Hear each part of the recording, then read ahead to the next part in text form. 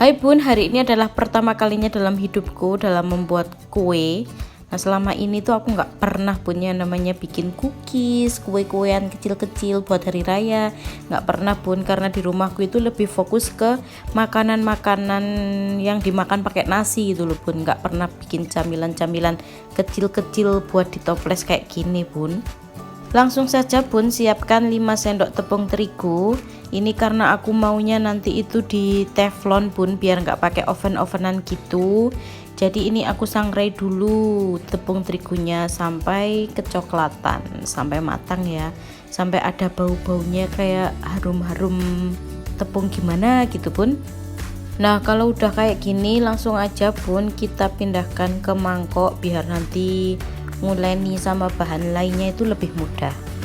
Jangan lupa disaring ya Bun, kalau bahasa di rumahku itu diayak Bun, biar yang kita pakai itu tepung yang halus aja, soalnya kalau habis disangrai kayak gini tuh kayak ada gumpalan-gumpalannya gitu loh Bun. Setelah itu kita haluskan labu Bun, ini aku pakai 3 sendok labu. Jadi ceritanya kita ini mau bikin cookies labu Bun. Ini enggak aku blender ya Bun, kalau di blender itu masih ada teksturnya, tapi kalau dibejek-bejek kayak gini Bun, itu bener-bener halus teksturnya, jadi kayak mau buat apa bubur labu gitu loh Bun. Kurang lebih kayak gini Bun hasilnya. Langsung saja kita tambahkan 3 sendok makan gula halus, sedikit garam biar ada gurih-gurihnya, terus kita aduk-aduk Bun. Jadi ini bahannya cuma tepung terigu sama labu aja Bun, tanpa telur, tanpa mentega, karena di rumahku lagi habis Bun. Jadi kita buat kue yang sesimpel dan apa adanya. Karena pakai spatula itu teramat lama Bun buat mencampurnya, jadi ini aku campur aja pakai tangan. Tenang Bun, tanganku itu udah tak cuci bersih pakai sabun Bun. Ini diuleni sampai kalis ya Bun, jadi sekali-sekali biar kontenku itu nggak cuma makanan, camilan-camilan yang biasa gitu loh Bun, ada yang agak bagus dikit, yang kayak kue-kue lebaran gitu. Tapi Bun, ternyata Bun, aku itu memang benar-benar nggak bisa bikin cookies Bun. Ceritanya cookies malah jadi sesuatu yang lain Bun. Penasaran kan? Tonton sampai habis ya Bun. Nah, ini aku bentuknya ngasal aja ya Bun. Terus ini tuh tak bulatin kecil-kecil gini, terus tak benyek lah atasnya, sret. Nah, kan ada lubangnya kecil. Niat hati itu mau tak kasih coklat Bun. Kalau sudah langsung saja Bun kita panggang di teflon dengan api yang kecil banget. Ini aku panggang selama 15 menit. Nah Bun, kesalahanku di sini Bun, menurutku ya, nggak tahu kalau kesalahan yang lain, atau kurang margarin, atau kurang kurang telur. Nah, nggak tahu aku, tapi aku merasa kesalahanku itu di sini.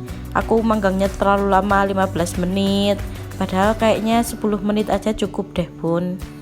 Karena kan tadi tepungnya udah tak sangrai, jadi udah mateng, terus juga labunya mateng, jadi harusnya ngerebus sampean teflon apa sih, ini manggangnya ini nggak lama-lama harusnya.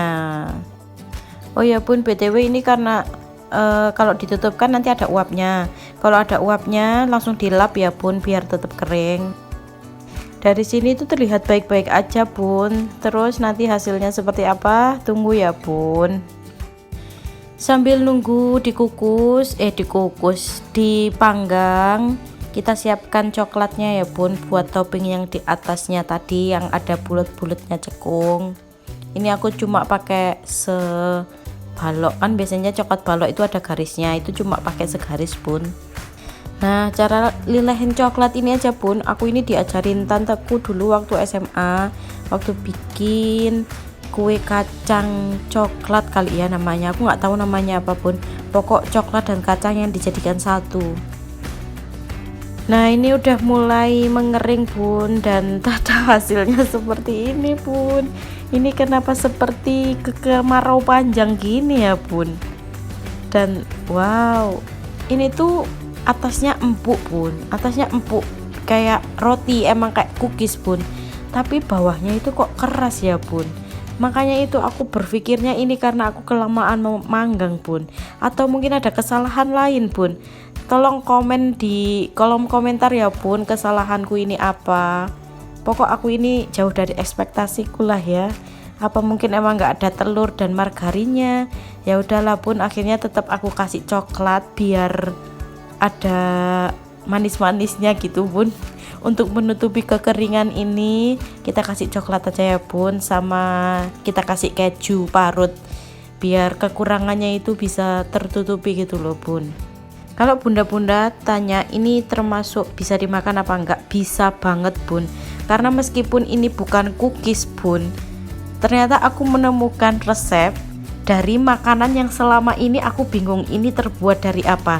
Kayak ini loh bun, ini tuh kue oleh-oleh, aku dulu beli di Bali sama di Jogja bun, dan rasanya itu persis kayak gini. Meskipun ini nggak ada kacang ijonya, tapi rasanya itu kayak ada kacang ijonya, jadi khas banget gitu loh bun. Makanya kalau pas ke mana-mana, ke toko oleh-oleh gitu ya bun, pasti aku beli itu bun, karena rasanya itu khas waktu dimakan setelah pulang dari bepergian bun. Persis deh kayak itu bun.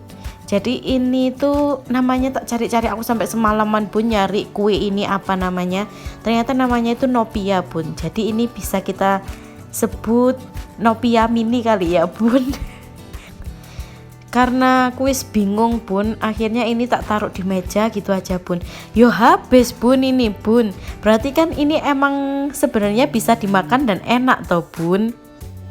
Tapi cuma gak sesuai dengan ekspektasiku, cookies yang lucu-lucu gitu, tapi malah jadi nopia mini. Jadi kita anggap ini karena kita nggak bisa bepergian ya bun karena covid, jadi kita bikin nopia mini aja bun di rumah buat mengenang bepergian kita dulu. Ya wes lah bun, sepertinya memang aku tidak berbakat untuk membuat kue. Bukan nggak berbakat sih, mungkin aku kurang belajar ya bun, dan ini first timeku gitu loh bun. First time bikin cookies bisa dimakan kan ya lumayan lah bun, nggak keras-keras amat. Ya wis bun, besok-besok kita coba resep yang lain lagi.